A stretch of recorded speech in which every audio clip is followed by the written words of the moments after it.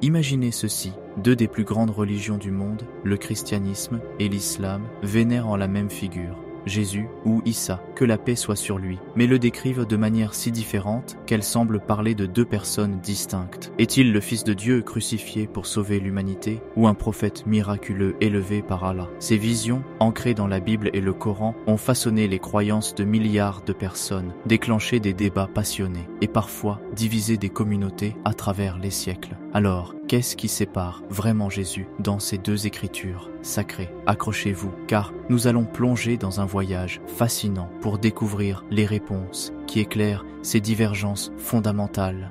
Bienvenue dans cette vidéo intitulée Christianisme versus Islam, 7 grandes différences entre Jésus dans la Bible et le Coran. Pour les chrétiens, Jésus est souvent le sauveur divin, le Verbe incarné qui unit l'humanité à Dieu. Pour les musulmans, il est un prophète honoré, un signe éclatant de la puissance d'Allah, mais résolument humain. Ces différences, tirées des textes originaux en grec, hébreu et arabe, reflètent des visions théologiques uniques, forgées dans des contextes historiques et culturels distincts. À l'aide d'une intelligence artificielle, IA, spécialisée en analyse linguistique, nous avons examiné les structures narratives, les termes clés et les cadres théologiques pour identifier ces divergences avec précision et objectivité. Notre but n'est pas de juger, de diviser ou de proclamer la supériorité d'une tradition sur l'autre, mais d'offrir une analyse claire et respectueuse qui éclaire ces distinctions pour un public diversifié, chrétiens, musulmans et curieux de tous horizons. Cette exploration est une invitation à plonger dans les écritures sacrées avec un regard neuf, à comprendre les perspectives de l'autre et à ouvrir la voie à un dialogue interreligieux constructif dans un monde souvent fracturé par les différences.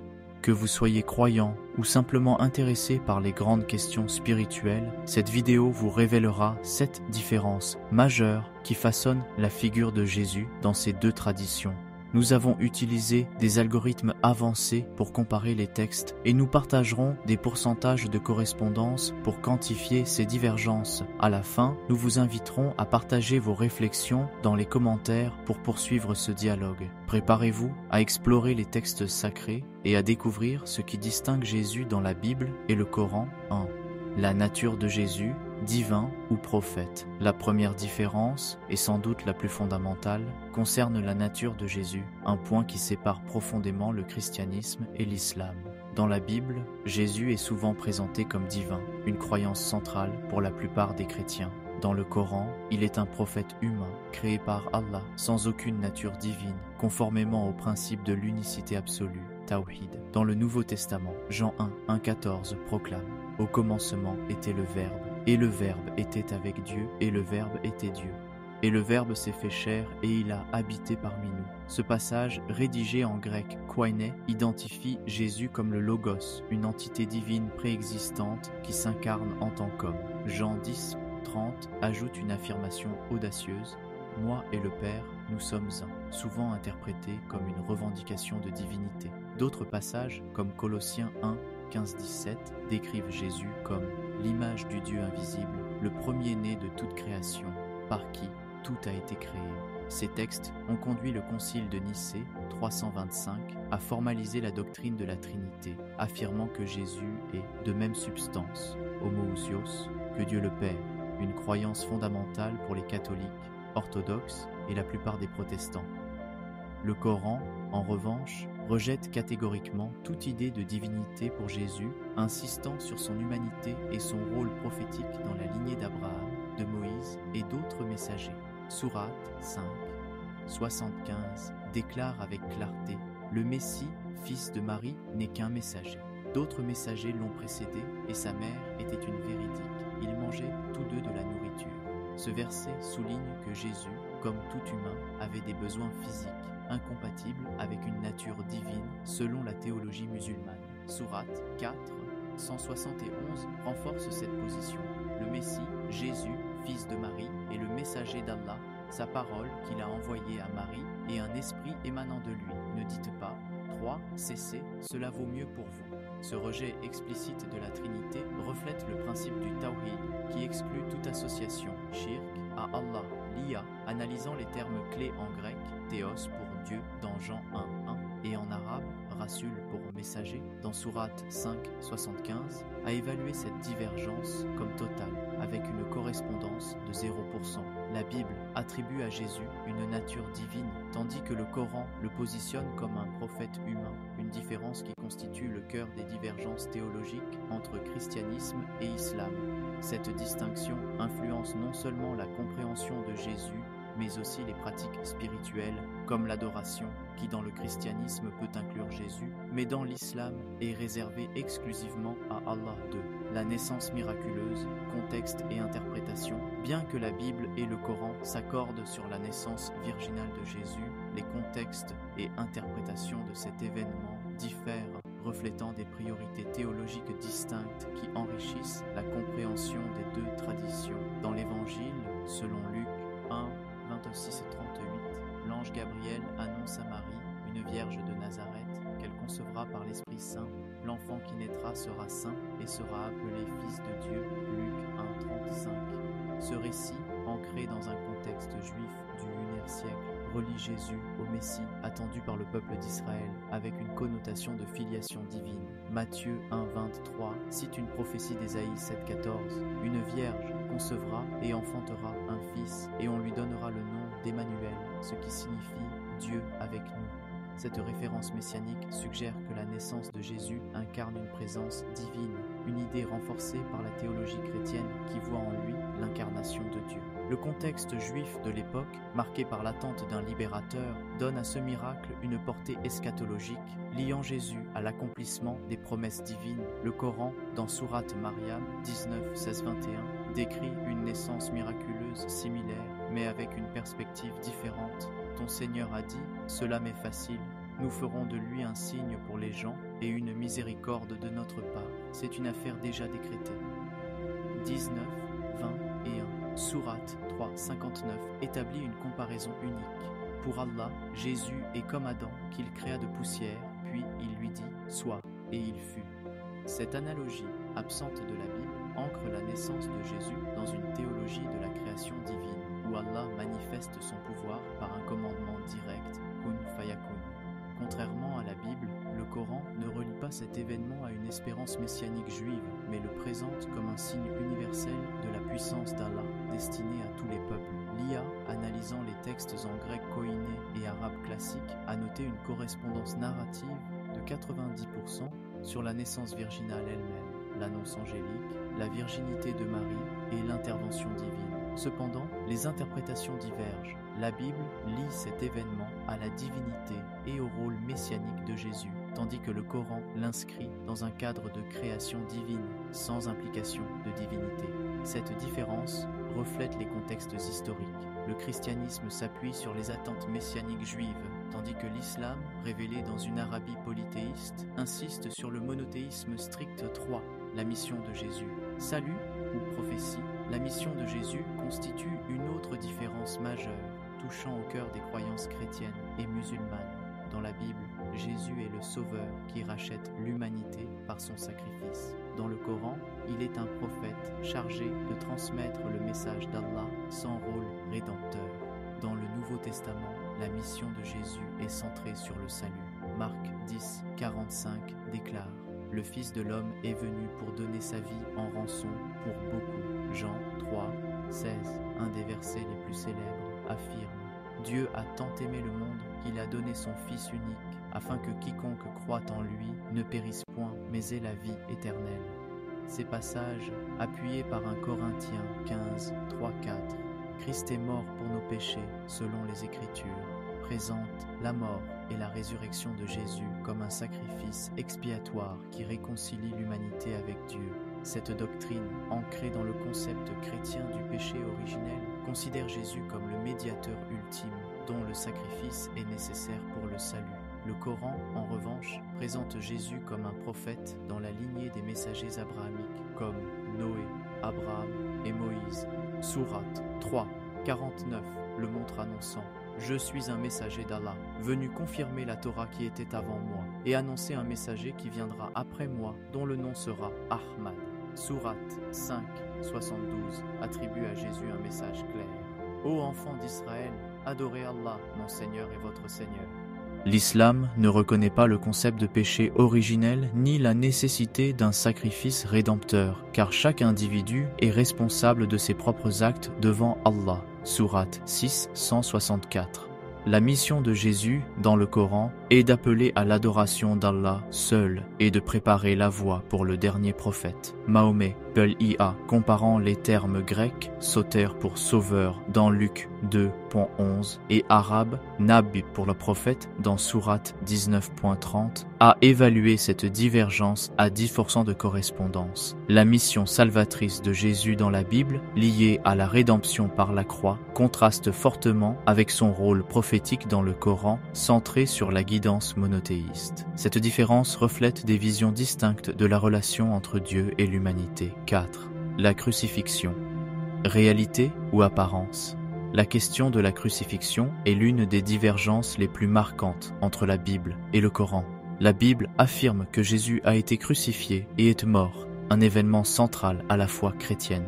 Le Coran, en revanche, nie sa mort sur la croix, proposant une perspective radicalement différente. Dans les évangiles, la crucifixion est décrite avec des détails précis. Matthieu 27, 35 rapporte: après l'avoir crucifié, ils se partagèrent ses vêtements en tirant au sort. Marc 15, 37 ajoute: Jésus poussa un grand cri et rendit l'esprit. Luc 23, 46 précise: Jésus s'écria d'une voix forte: Père, je remets mon esprit entre tes mains. La résurrection, 3 jours plus tard, est affirmée dans Luc 24, 6, 7. Il n'est point ici, mais il est ressuscité. Ces événements, mort et résurrection, forment le socle de la foi chrétienne, symbolisant la victoire de Jésus sur le péché et la mort et confirmant son rôle de sauveur. Le Coran, dans Sourate 4, 157-158, conteste cette narration.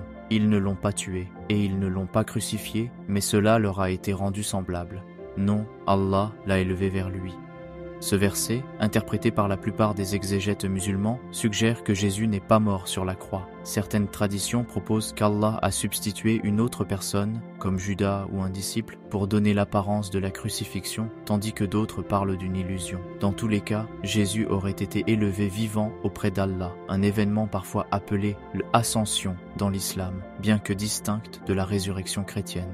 L'IA, comparant les récits narratifs, a évalué cette divergence à 0% de correspondance, car la crucifixion est essentielle au christianisme, mais absente du Coran. Cette différence a des implications profondes. Pour les chrétiens, la mort de Jésus est rédemptrice. Pour les musulmans, son élévation par Allah affirme la justice divine et protège Jésus d'une fin humiliante. Cette divergence reflète les contextes théologiques. Le christianisme met l'accent sur le sacrifice, l'islam sur la préservation de l'honneur prophétique. 5. Le titre de Fils de Dieu, littéral ou métaphorique. Le titre Fils de Dieu, attribué à Jésus dans la Bible, est une source majeure de divergence avec le Coran qui rejette toute notion de filiation divine pour préserver l'unicité d'Allah. Dans la Bible, le titre Fils de Dieu est fréquent et chargé de signification. Luc 1,35 déclare: l'enfant qui naîtra sera saint et sera appelé Fils de Dieu. Dans Matthieu 16, 16, Pierre confesse: tu es le Christ, le Fils du Dieu vivant.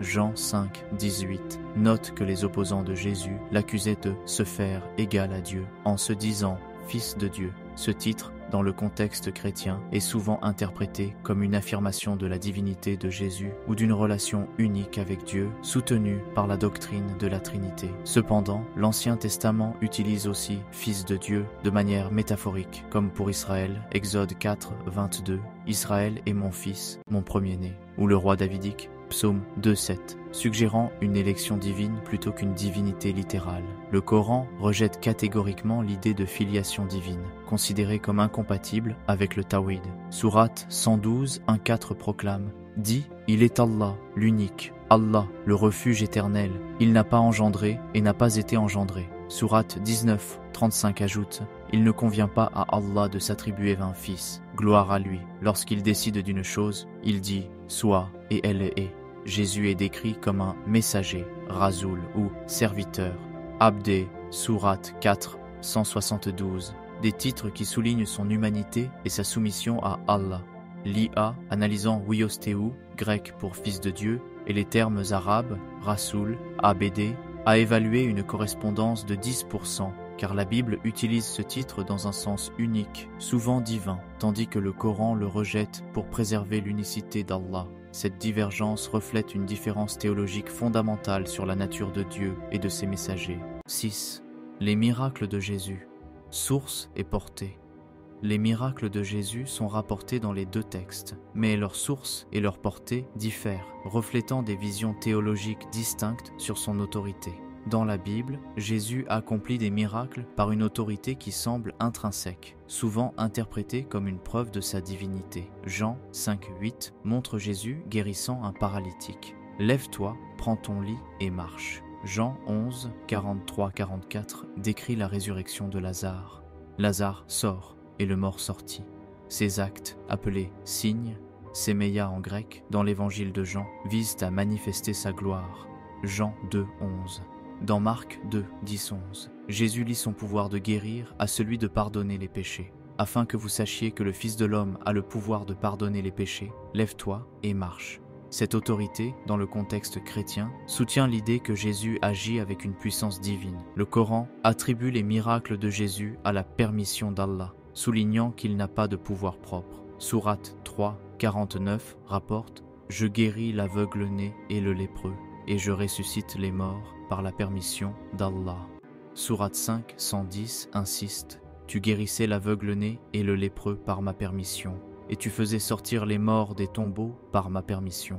Le Coran mentionne également un miracle unique. Jésus donnant vie à des oiseaux d'argile, Sourate 3,49. Un récit absent de la Bible canonique, mais présent dans certains textes apocryphes chrétiens, comme l'Évangile de l'enfance. L'IA a évalué une correspondance de 80% sur la description des miracles, guérison, résurrection, mais une divergence sur leur source. La Bible suggère une autorité propre à Jésus, tandis que le Coran insiste sur sa dépendance à Allah. Cette différence reflète les cadres théologiques. Le christianisme voit les miracles comme une manifestation de la divinité de Jésus, l'islam comme une confirmation de sa mission prophétique. 7.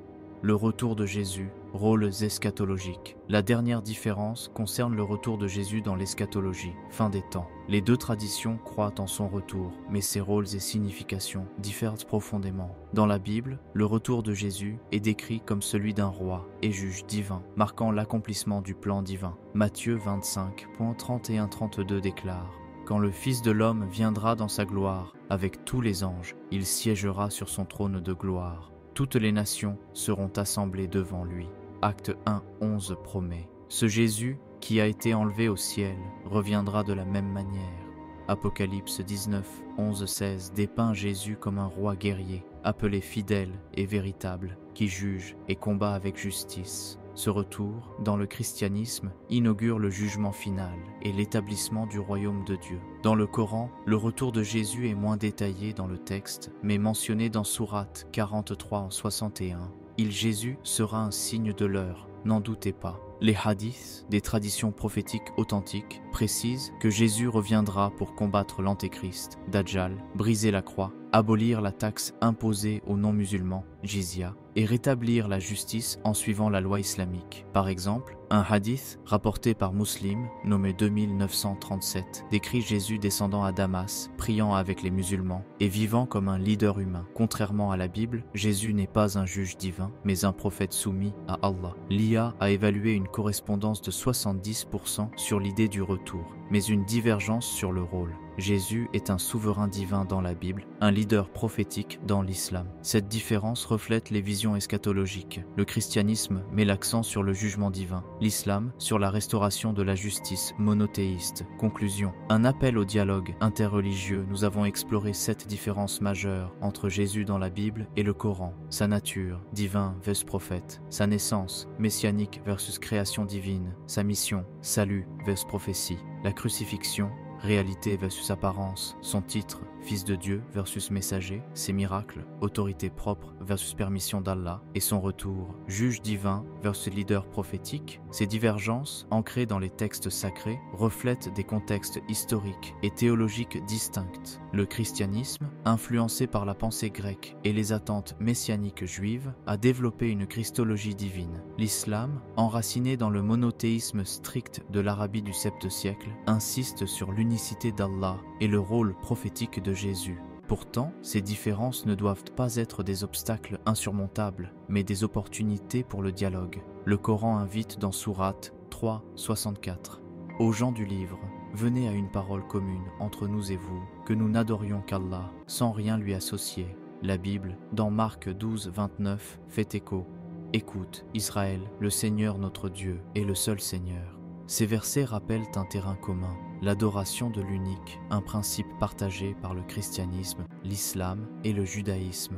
Sourate 5, 48 ajoute « À chacun de vous, nous avons donné une voie et une règle de conduite. Rivalisez donc dans les bonnes œuvres. » Cette vidéo n'est pas une fin, mais un début. Nous vous invitons à explorer ces écritures, à poser des questions et à partager vos réflexions dans les commentaires. Jésus, loin d'être une source de division, peut devenir un pont vers la compréhension mutuelle et le respect. Que pensez-vous de ces différences? Comment voyez-vous le dialogue entre chrétiens et musulmans? Rejoignez la conversation et continuons ce voyage ensemble vers une quête partagée de vérité et d'unité.